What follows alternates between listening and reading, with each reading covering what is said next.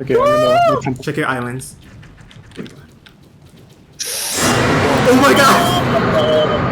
We did it! We did it. Hey everyone, Pat 9.5 time. You know what this video is gonna be about. I'm gonna be showing guys how to win 9.5, some tips that I have when you're playing, and all of those fun stuff. Before we get started, if this is your first time watching me, then hello to you. My name is Eric and thank you so much for watching. Be sure to subscribe for more cube defense videos and also tap the bell to be notified whenever I upload new videos. And if you did that, thank you so much, so wholesome. And now, let's get on with the tips. So first question you might ask, what even is Pat 9.5? And simple answer is, it's just Pat 9, but it is a harder version of it. Crazy. Like, think of it as like your worst nightmare. Worse than the nightmare mode. And here we are. Where exactly can you find 9.5? That would be in the Pat 9 area, which is like this red thingy area by the castle. Basically, you're just gonna be searching for some houses. And Pat 9 houses typically have red lights in them. Like as you can see, this is red because it is Pat 9. This one over here is yellow, and that's because this is a Pat 9.5. And look at that. Another 9.5 house. What is going on? Why is there so many 9.5 houses? Yep, basically team up with up to 3 people, which is highly recommended by the way, and it'll take you to Angry Frank. This game mode is gonna be really hard. As you can see, Frank is really angry. That's why his name is Angry Frank. So yeah, good luck with that.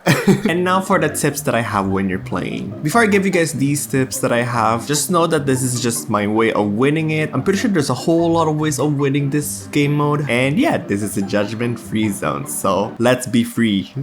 So the first tip that I have is the towers. When I'm playing with my teammates or when I'm helping someone, I'm typically looking for each person to have either a Sun Temple with the Sun Temple MK2 or a Poseidon's Tomb in them, or if they don't have Sun Temple or Poseidon, they should have Slop Cannon, because if you guys didn't know, Slop Cannon is very good for killing the shards that Angry Frank spawns. Especially when you're killing it on the top platforms, Slop Cannon is just boom boom boom, so good. I would recommend for someone to have Echo Cannon as well, or Orbital Cannon, Orbital Satellite. Those are really good for killing whatever's far from the top platform, especially for the time you're killing Frank. Those would be somewhat useful. Scary Missile Pods are also useful. Heavy Turret MK2 is also useful. And I think that's about it. And now for the whole map. What is there to know about this map? So this map has a campfire built into it, and it is there just for you to use. However, the stats of the campfire is also random, meaning the range of what the campfire could reach is random. The map health that it gives per wave is also random, and the range boost for your towers that it gives is also random. So sometimes you might get a really good campfire where it could reach all of your top platforms, or it could also be a bad campfire where you would have only +1 map health added to your health and probably 50 range, which is, it's good, but it could be better. Most of the time when you're playing this, you're typically just shuffling your towers and trying to get a good loadout, and I think that's what I did for most of my time doing Pat 9.5. And now for the gameplay tips that I have for you guys. Starting off with early game, you could defend with so many different towers. One of those ways is Heavy Turret MK2. If you place one and upgrade it to explosive rounds and keep doing that constantly, you should be able to defend yourself from wave 1 to wave 8 without a problem. Same thing with getting Echo Chamber Cannon. If you place one at the very middle in the front, upgrade it to the Uranium upgrade. Once you get the wave 1 cache, you just place another Echo at the back to the Uranium upgrade, and you should be able to handle. Another way is Poseidon's Tomb. You could put one tomb at the front to Thunderstorm and put another Thunderstorm upgrade at the back for the leaks, and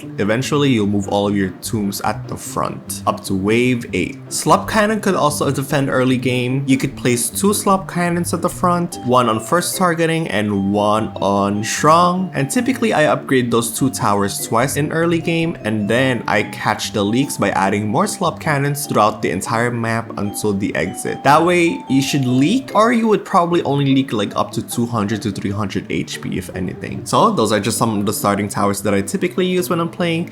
Oh, Flame Roll also could defend early game if you do get it. Just place all 3 of them, upgrade them equally up to quad, and typically I would go and invest in a different tower because Flame Roll is not gonna hold forever. So only up to quad, and I move on to a different tower to place down. So those are just some of the few examples that I have of what towers you could start with. And now, before you place those early game towers, just be careful because Frank also deletes towers often. So it's really difficult to tell what towers get deleted and what towers get stunned. There are a few times that it's easy to tell, but most of the time it might be a little bit difficult. So Frank shoots out these meatballs that tries and either stuns your towers or deletes your towers. And there's different colors for it. Starting off with the black ball, that should only stun. The red ball that you see, that would be a stun as well, but for a longer period. And the yellow/orange ball that you see, that's the one Frank is trying to delete. So if you want to save money and you see an orange orb coming your way, then you could sell the towers for whatever it's trying to aim for. But also be careful because the black ball is typically larger than the rest of the ball, so they could be inside each other and it's really difficult to see. So be careful when you're doing this. Typically early wave, what it tries to delete is the first tower that you place. So when I play and I see the ball coming my way on the first roar that I get, which is in wave 4/wave 5, I go ahead and either upgrade the first tower that I place down on the map, or I sell it and replace it really quick. By the way, be careful doing this because this could kill you. Like you could be selling and replacing and you don't have enough upgrade for a better upgrade, I guess, and you could die, which is not good. And I think that's pretty much it for the waves 1 through 8. And now moving on to teammates helping teammates. How can you help your teammate when they're struggling? Like obviously you help them, like okay. I'll put it in more descriptive way of saying this. If you or someone in your team thinks that you're about to struggle, or you just feel like you're getting a little bit too much of cubes going into your path, make sure to call it out to your teammates. Either chat them, or if you're in a voice chat, tell them in the voice chat. Because if you delay it and you think that you could handle the spam, like most likely you can't. So make sure to like warn your teammates that, hey, I'm getting a little bit of a cubes here and they're a bit tanky. Always ask for help when you need it. Wow, that sounded so serious. But yeah, that's true. Ask for help when you need it. Especially when it comes to like shards on Frank's blue face. This is really important. If you're struggling when it comes to killing your shards on the blue face, you have to ask for help. Let the people know in advance so they could have time to act. And now we're gonna get into the last wave, which is Frank being Frank. How exactly do you handle Frank? Because this boy right here is a little bit tricky most of the time. So he does a lot of effects during gameplay. Most likely I'm gonna be missing some of them just because there's a lot of them. First thing that he does often is doing shards, in which he spawns these stars around the map and you have to kill it. And the longer that they stay in the map, the more drain that they do, because each shard drains your health. So you gotta kill them fast. Next thing that he does is he drops down swords, like blazeful swords kind of thing. Typically he would say, oh lord, Frank is doing something like that. For that, either he could drop down swords, or sometimes he spawns 3 superheated lava bugs in your islands, which are like over 1000 HP each. So when you see Frank saying, oh lord, Frank doing something, always be in your islands and make sure that nothing spawns in there that could possibly kill you. Next thing that he does is the DPS check, in which he tries to stay back from the middle platform and he blows this hot air. He's blowing like this big smoke coming your way.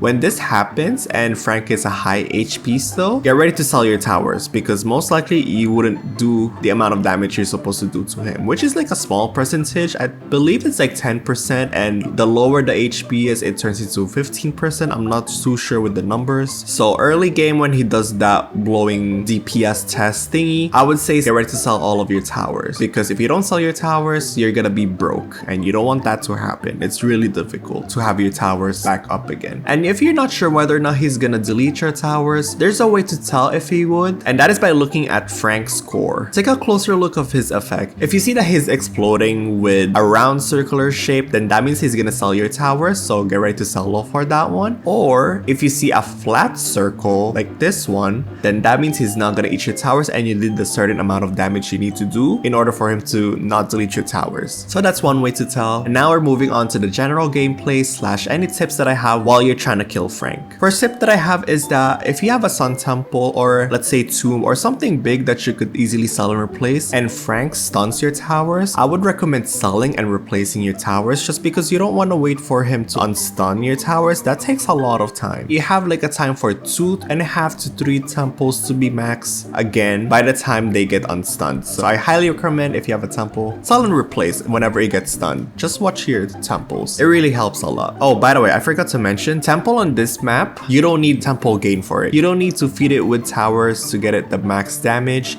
You could simply just max it and it would be automatically max damage. Now, when it comes to the blue phase, this would be very difficult. Everyone has to act fast. If you're slow enough or someone's just like having a brain fart or something like that, then there's a chance that you could die. Now for blue Frank spawns shards typically in the middle, but instead for this one, he spawns down in the middle platform and also in each of you guys' platforms. What me and my team did is we went ahead and tried and killed the middle platform shards first, and once those are all dead, we would either sell the most important towers or we would just sell all and just move everything as fast as we could to each of our islands. I typically go and help out my other teammates that are slightly struggling when it comes to killing the shards, because if they take long into killing the shards, he's gonna take your towers, he's gonna sell it all, and you would lose a lot of money. So you don't want that to happen. If you're someone who doesn't have a temple, or if you think that you would struggle killing your upper platform shard, I would suggest moving one tower into your platform so that by the time you're killing the shards in the middle platform and you're starting to move your towers onto the top platform, your shard would have gotten some damage already and it would be faster to kill it instead of like starting from like 55 or 50,000-ish HP and trying to kill it down from there, which would take a lot of time. And for blue Frank, typically when something is stunned, like I said earlier, I sell and replace those towers just because I want to do as much damage as I could to Frank and to kill him as fast as possible.